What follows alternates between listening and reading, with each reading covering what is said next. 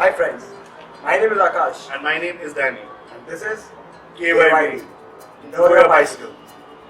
India's first bicycle review channel where we'll be showcasing bikes and unboxing cycling friendly gadgets and highlighting success stories of people with beautiful, fruitful results out of cycling. Today we have Montra Helicon D, an entry-level bike from Montra, and our technical expert Danny will be taking care of it from all the possible angles. Hi guys, Danny here. As Akash mentioned, the Montra Helicon D. Now within the name, we find the name D. The D donates disc. So hence this is the disc model. This model was made for 2017. The 2016 model, on the other hand, did not have disc. This year, 2017, the color is black, matte black to be precise. Now let's take a look. So the frame, 6061 aluminium frame. This is not going to be your lightest frame. It is a sturdy, strong frame that will handle your daily needs effortlessly. The next thing, your cockpit, basically your handlebars and your seat. So here we have a 630 mm annular. It's meant purely for city rides. It's quite narrow in the sense that it's not wide like a 680 mm where your hands are right out there. It's a city bike, so you need to be able to ride through people, miss things here and there. So you have the thin handlebar. The next thing that we have are the brakes. The brakes here are Shimano V brakes.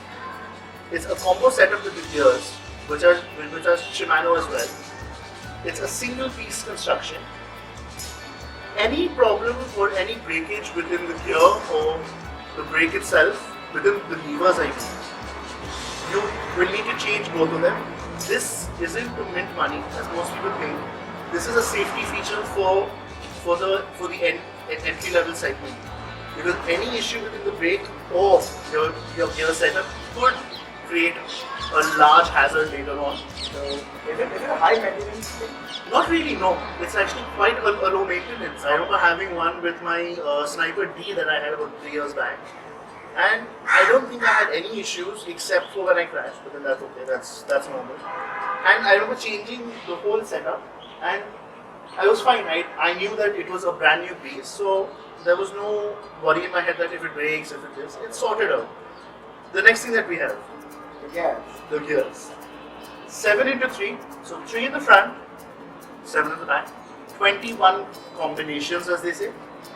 It's a rapid fire click setup, very smooth, very efficient, if tuned well, are beautiful.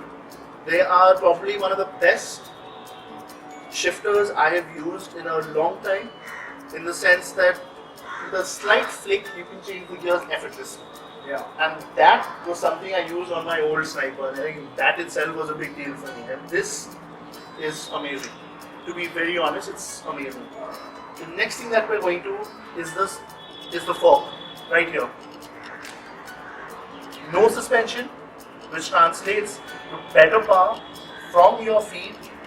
Any force that goes downward, normally if there's a suspension, will be absorbed by the suspension, which creates a lot of fatigue. This, on the other hand, is meant to be efficient. It's meant to take you from point A to point B in the fastest amount of time with the least amount of energy used. So you have a fork with no suspension. The next thing that we have are your wheels and your tires. Over here we have a 27.5 inch setup. 27.5 are what most people nowadays call it the new 26. Over here we have an aluminium wheel, which basically is trying to impart the same aerodynamics that are used on quite high-end bikes, to be very honest. And those bikes will have carbon fiber. So they're trying to basically take something from a 1.5 lakh segment and put it into a segment that is sub 20,000, which is a very tough and a very big deal to do. And I think they've done a really good job so far. It's quite sturdy. We've ridden it now for probably 10 kilometers just to get a light feel of the bike. And Akash is our seasoned rider, as everybody knows. I'm loving it. So I think that's a really good thing to hear from him because he rides a brand new version of the Sniper D, and I think to be compared to that bike is a very big deal. Looking at the fact that there are no shockers, so it means the efforts you are making is not going into the shockers and straight going into the road, and you are going way ahead. It's like your efforts are properly used. Well put, and as everything what he said, and as I said in the beginning, efficiency. That is the main deal of this Montra bike, and it really does it well. Yeah. Montra have been known to make very, very sturdy bikes, and I think this lives up to that name. It might not be the lightest, but it is the most efficient. Yeah. It is the most planted in the ground. Now It's like a Black Panther to me. there you go. Now back to the tires again.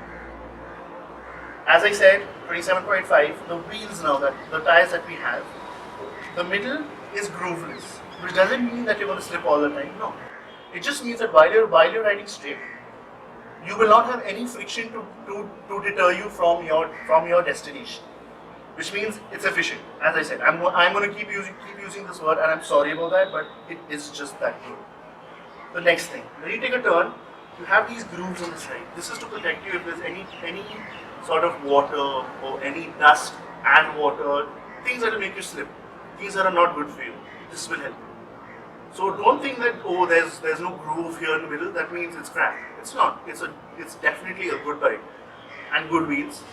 And I think looking at the riding posture, I think it's very much what do you say for the people, like 5'5", 5.4 to 5.7 would be able to ride this bike? They would be able to. They could probably even go for a medium if they want, because I think that would be a perfect setup. 5.7 on the other hand might need to go for. They could go for the medium as well. That's really not an issue. I just think that this bike really exudes. It exudes a certain amount of strength, yet being very efficient. Because nowadays, when you find a cycle, you always find suspensions. Certain suspensions cannot be locked out. Definitely within the sub 20,000 range, suspensions which have lockout are not very well made. So I think going with this setup is a very smart setup. Now back to Akash for the whole final. Thank you, Danny. And that's about it. I mean, looking at the fact that Montra has come out with really, commendable job they have done on this bike, and they are competing with Cannondale's Bad Boy. If you can see, it has a resemblance of Cannondale's Supremo, like Bad Boy, which has no shockers and all those stuff. But then they have roadie focused and a hybrid feel bike. And I would suggest this bike to all those beginners out there who would want to start cycling.